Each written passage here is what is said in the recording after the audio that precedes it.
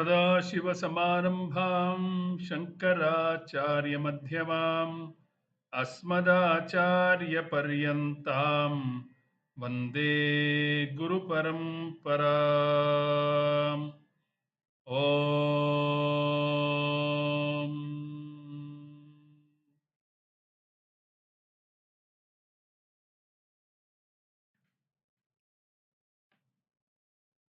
Namaste, all of you.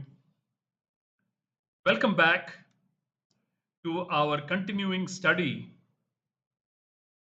of this great Prakarana Grantha, Vivekachudamani, authored by Adi Shankaracharya himself. We are studying Vivekachudamani under the guidance of our own dear Swami Paramarthananda.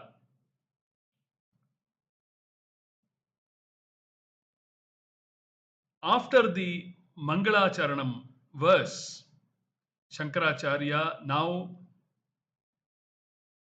in the next 4 verses glorifies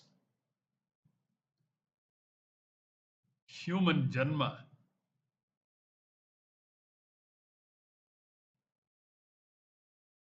and thereby glorifies spiritual life.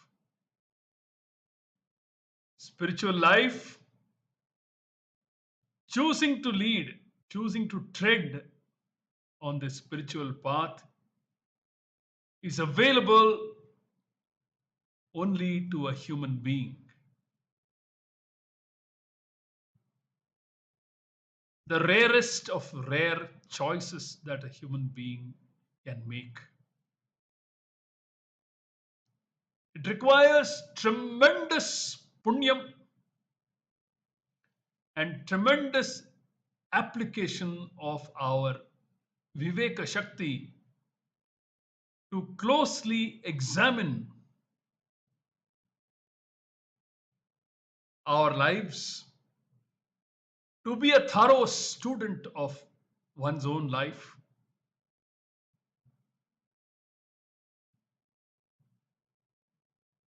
to conduct a pariksha, to examine, to sort out the eternal from the ephemeral.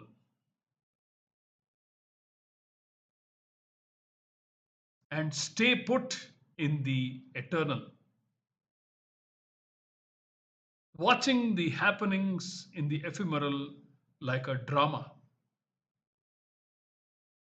This can be achieved only by a human being. Therefore, Shankaracharya glorifies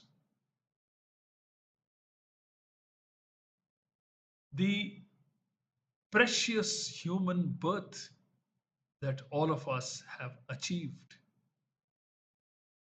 The Acharya says, may you not take it lightly, because this is the only boat. This is the only configuration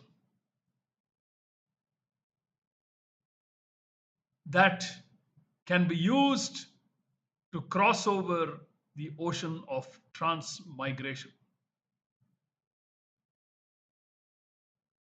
The more we understand this, the more committed will we be to ourselves, to take ourselves more seriously,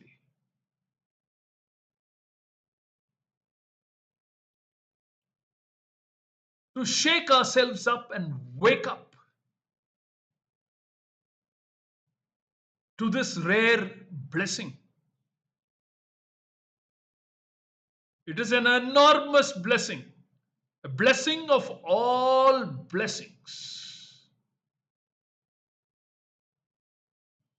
We must count this blessing as the topmost blessing.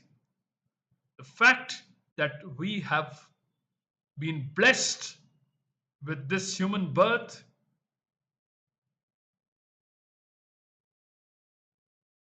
among 8.4 million species.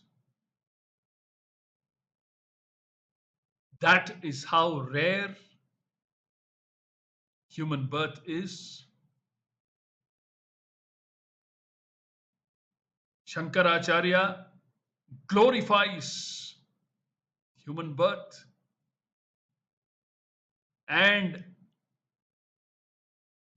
the ability of a human being to choose to traverse the spiritual path,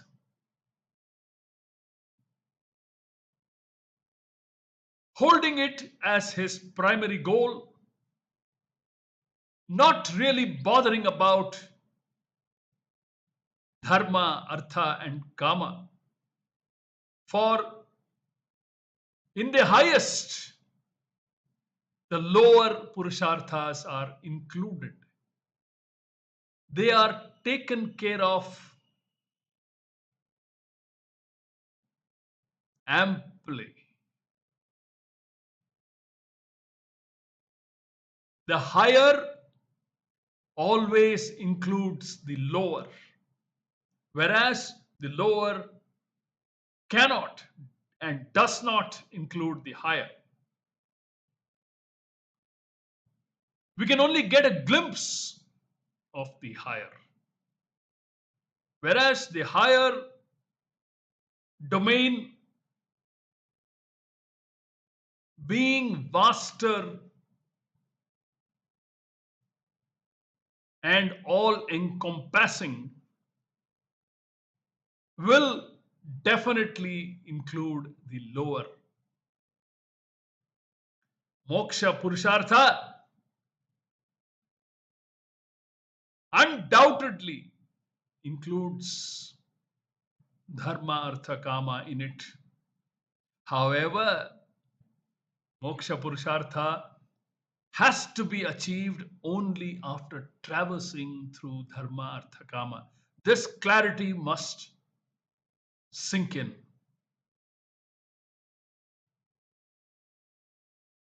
We are examining verse number 2 of the 588 Vivekachudamani verses. Verse number 2. Understanding these next 4 verses is very crucial.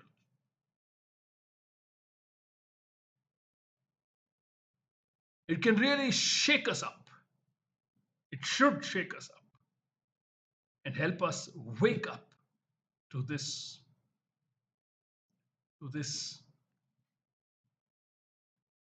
short span of time during which this body is going to live, and within which we must achieve our primary goal in life. With a guide like Swami Paramarthananda and our effort, commensurate effort, there is no doubt in achieving this goal, which actually is already achieved. We need to only discover it.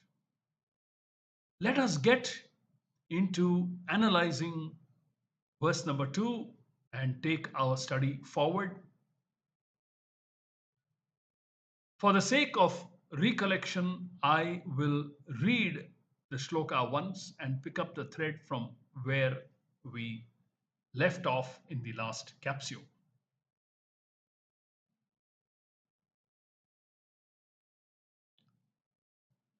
Verse number 2 reads thus: Jantunam narajanma durlabhamatah pumstvam tato viprata Tasmad Vaidika Dharma Marga Parata Vidvatvamasmat Param Atmanatma Vivechanam Svanubhavah Brahmatmana Samsthitihi Muktirno Shatajanma Koti Sukrutaihi Punyairvina Labhyate.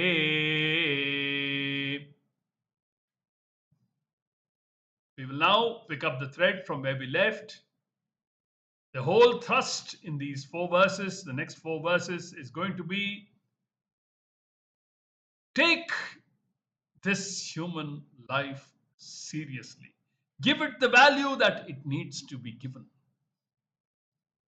Do not take human birth for granted. Human beings are gifted with the rare capacity of Purushartha, free will, and self awareness. Shankaracharya warns that if we squander this precious human birth, we may not know when we will have another opportunity, as our next incarnation could be as any other creature like lizards, cockroaches, or even mosquitoes. He says, please do not take human birth for granted. Do not take your human birth for granted. To make the most of this rare human birth, study the Vivekachudamani text. Merely being born human is not enough. Many other favorable conditions are required to achieve moksha or liberation. Well, if moksha or liberation is your goal. If it is not, so be it. Better luck next janma, as Swamiji would say. But if you consider moksha to be your highest priority, then just being born a human being is not enough. Many other favorable conditions are required to achieve moksha. Shankaracharya guides us as to how we should utilize this birth wisely and maximize its potential. A compassionate guru that Adi Shankaracharya is, he lays out the steps that need to be in place to maximize this precious human janma that has been achieved in how many species? We saw in 1 in 8.4 million species of living beings is a human being. It is so rare to be born with this configuration, with this intellect, with this shariram, this cognitive capacity. It is indeed the rarest of the rare births among all the 8.4 million species. In the next capsule, we will look at how Shankaracharya would like to advise us to enable us to make the maximum of this human Janma, which we will pick up in the next capsule and take it forward. Hari Om.